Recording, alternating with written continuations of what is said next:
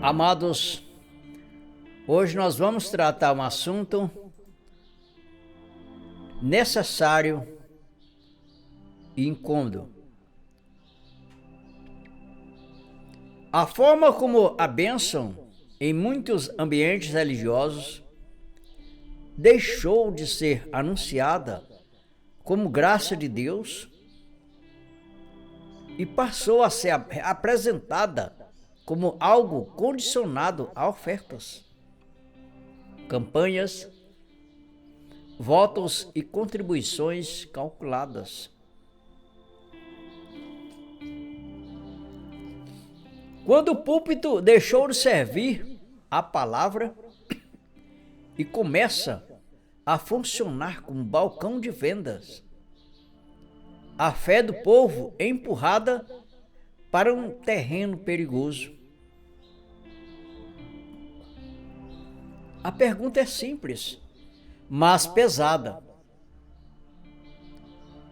Aquilo que está sendo chamado de fé bíblica ainda é evangelho? Ou já se tornou negociação religiosa?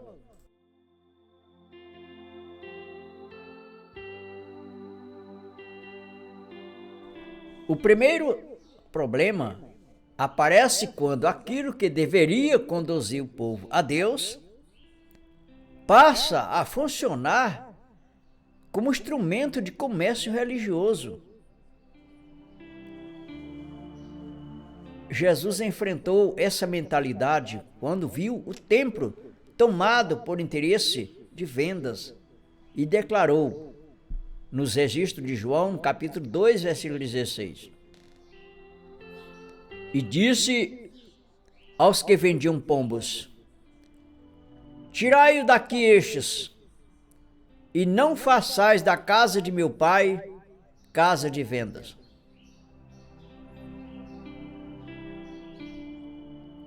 Ele também denunciou a distorção do culto ao dizer, nos registros de Mateus, capítulo 21, versículo 13, está escrito: a minha casa será chamada casa de oração,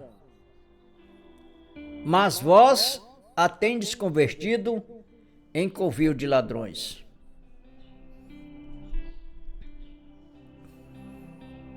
No contexto imediato, o Senhor Jesus Cristo falava do templo dentro da antiga aliança.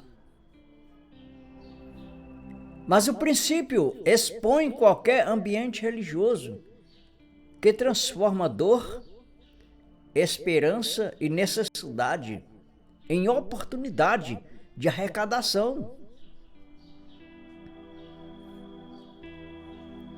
Hoje, quando alguém é levado a pensar que Deus só age mediante pagamento, a bênção deixa de ser compreendida como favor divino e passa a ser tratada como mercadoria espiritual.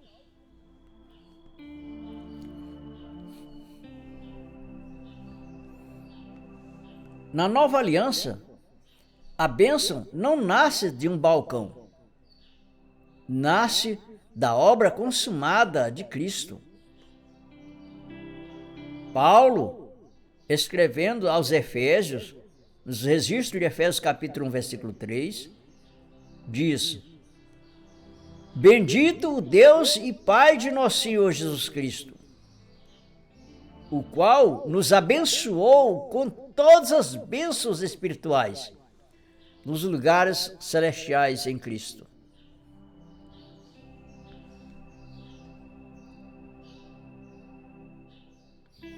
Se Deus já abençoou em Cristo, então nenhuma campanha pode vender aquilo que foi concedido pela graça.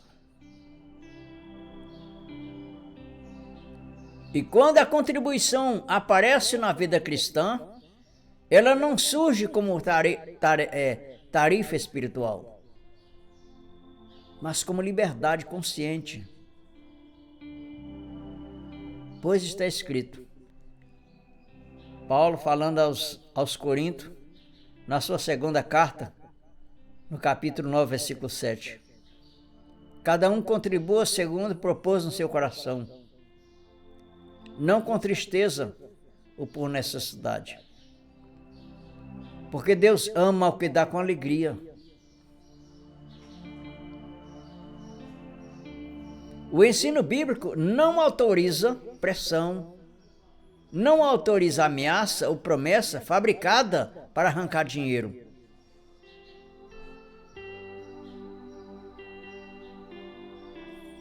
A generosidade existe, mas ela morre quando é movida por medo, por culpa ou promessa de retorno financeiro.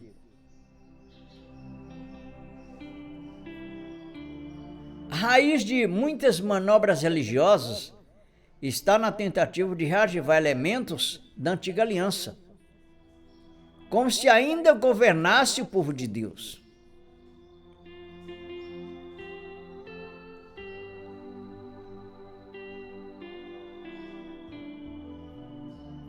A Escritura é direta ao dizer, nos registros de Mateus, capítulo 7, versículo 12. Porque mudando-se o sacerdócio, necessariamente se faz também mudança da lei. Se o sacerdócio levítico foi superado por Cristo,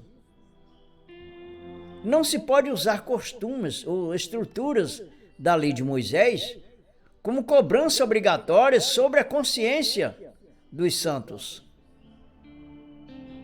E Paulo confirma o encerramento desse regime ao afirmar aos registros de Romanos, capítulo 10, versículo 4. Porque o fim da lei é Cristo, para a justiça de todo aquele que crê. Por isso, transformar dízimo, voto ou oferta em condição para Deus liberar favor é uma volta indevida ao sistema que Cristo cumpriu e encerrou. Para você se aprofundar mais nesse estudo do tema sobre dízimos, assista também o vídeo em nosso canal com o tema Se Abraão e o dízimo foram antes da lei, estamos obrigados a dizimar? Esse conteúdo ajuda a compreender porque a cobrança religiosa não pode ser sustentada por recortes da antiga aliança. Eu vou deixar o link na descrição do vídeo.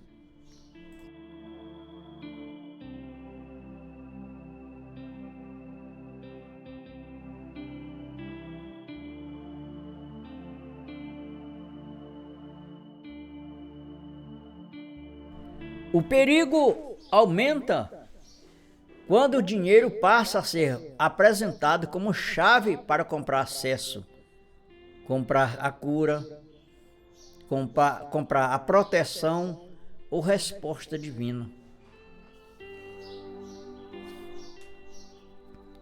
Quando Simão tentou associar poder espiritual ao dinheiro, Pedro respondeu com firmeza. Está nos registros de Atos, capítulo 8, versículo 20. Mas disse-lhe Pedro, o teu dinheiro seja contigo para a perdição, pois cuidaste que o dom de Deus se alcança por dinheiro.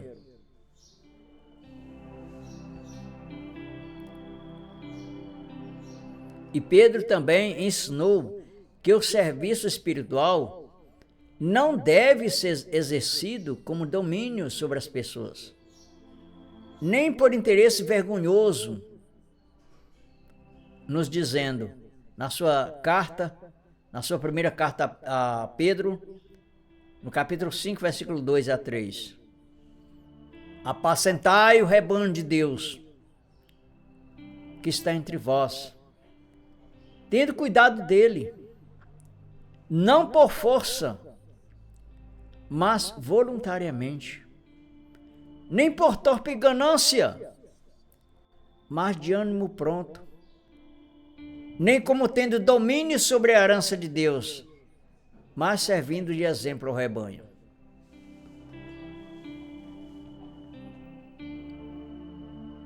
Este é o ponto. Quando o púlpito usa a necessidade humana para produzir arrecadação, ele deixa de anunciar descanso e passa a produzir dependência religiosa.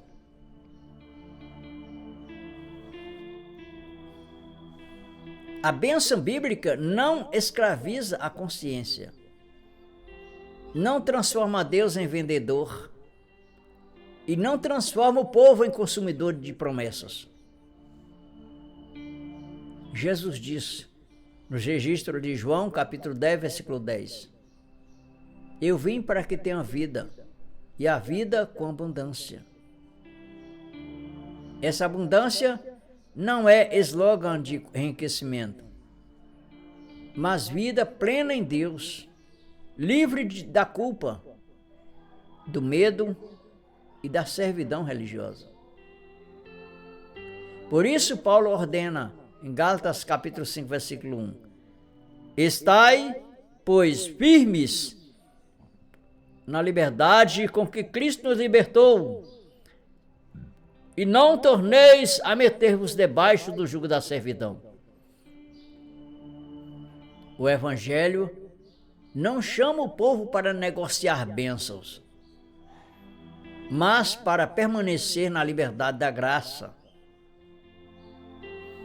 Para você se aprofundar mais nesse estudo, assista também o vídeo em nosso canal com o tema O que é a liberdade em Cristo? Esse conteúdo ajuda a perceber como a liberdade bíblica rompe com cobranças, medo religioso e dependência de sistemas humanos. Eu vou deixar o link na descrição também do vídeo.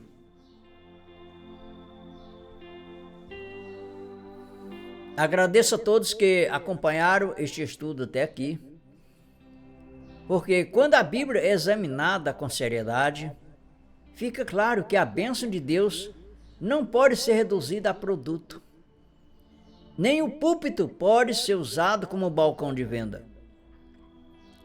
Esse entendimento fortalece a fé, limpa a consciência e ajuda o povo a discernir entre o Evangelho da Graça e as manobras religiosas que exploram medo, necessidade e expectativa em busca de lucro. Que este estudo produza firmeza bíblica, maturidade cristã, espiritual e coragem para rejeitar qualquer ensino que tente transformar Deus em comerciante e a fé em moeda de troca.